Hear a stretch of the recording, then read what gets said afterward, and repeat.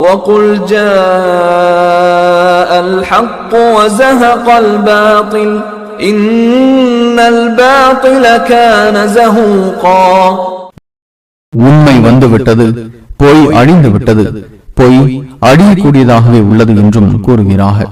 6வது அத்தியாயம் 5-6 வரைக்கும் இதுல தெளிவா சொல்றாரு, எந்த சமுதாயத்தினரின் மூதாதையர்கள் எச்சரிக்கப்படாமையால் இவர்கள் அலட்சியமாக இருக்கின்றார்களோ இவர்களை நீர் எச்சரிப்பதற்காக மிகைத்தவனாகிய நிகரற்ற அன்புடையோனால் இது அருளப்பட்டது. அதாவது எந்த சமுதாயத்தின் மூதாதையர்கள் எச்சரிக்கப்படாமல் இருந்தார்களோ, இந்த சமுதாயத்தினுடைய மூதாதையர்கள் கூட நபிமார்களால் எச்சரிக்கப்படாதவர்கள், அவர்களுக்கு எந்த வேதமும் வரவில்லை, அப்படிப்பட்ட சந்ததிக்குத்தான் நான் என்ன பண்றேன், உன்னை அனுப்புகிறேன் அப்படின்னு அல்லாஹ் தெளிவா சொல்றார்.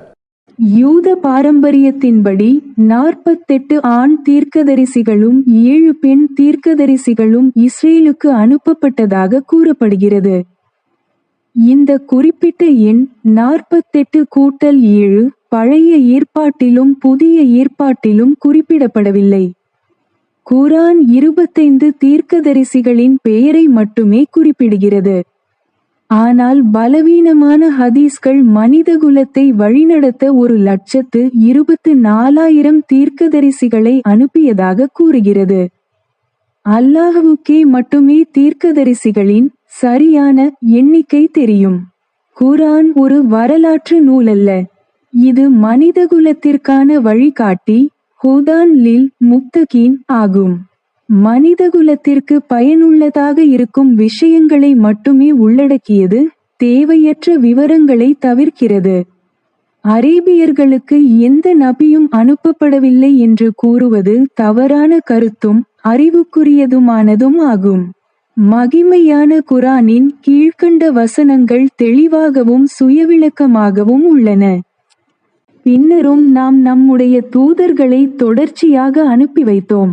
ஒரு சமுதாயத்திடம் அதன் தூதர் வந்த போதெல்லாம் அவர்கள் அவரை பொய்யாக்கவே முற்பட்டார்கள். ஆகவே நாம் அச்சமூகத்தாரையும் அழிவில் ஒருவருக்கு பின் ஒருவராக்கி நாம் அவர்களை இப்பின் வருவோர் பேசும் கதைகளாகச் செய்தோம். எனவே நம்பிக்கை கொள்ளாத மக்களுக்கு அல்லாஹ்வின் ரஹ்மத் நெடுந்தொலைவேயாகும். அல்-குர்ஆன் 23:44. இவர்களைப் போன்றே வேறு தூதர்கள் சிலரையும் நாம் அனுப்பி அவர்களுடைய சரித்திரங்களையும் உமக்கு நாம் முன்னர் கூறியுள்ளோம். இன்னும் வேறு தூதர்கள் பலரையும் நாம் அனுப்பினோம். ஆனால் அவர்களின் சரித்திரங்களை உமக்கு கூறவில்லை. அல்-குர்ஆன் 23:44. திட்டமாக நாம் உமக்கு முன்னர் தூதர்களை அனுப்பியிருக்கின்றோம். அவர்களில் சிலருடைய வரலாற்றை உமக்கு கூறியுள்ளோம். இன்னும் எவர்களுடைய வரலாற்றை உமக்கு கூறவில்லையோ அவர்களும் அத்தூதர்களில் இருக்கின்றனர். அல்-குர்ஆன் 40:78.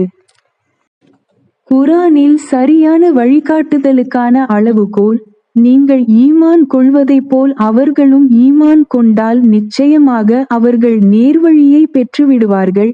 அல்-குர்ஆன் 2:137. முஸ்லிமல்லாதவர்கள், யூதர்கள் மற்றும் கிறிஸ்தவர்கள் உட்பட நபிகள் நாயகம் மற்றும் அவரது தோழர்களால் எடுத்துக்காட்டப்பட்ட குர்ஆனின் அதே நம்பிக்கையையும் புரிதலையும் பின்பற்றுமாறு குர்ஆன் அவர்களை அழைக்கிறது.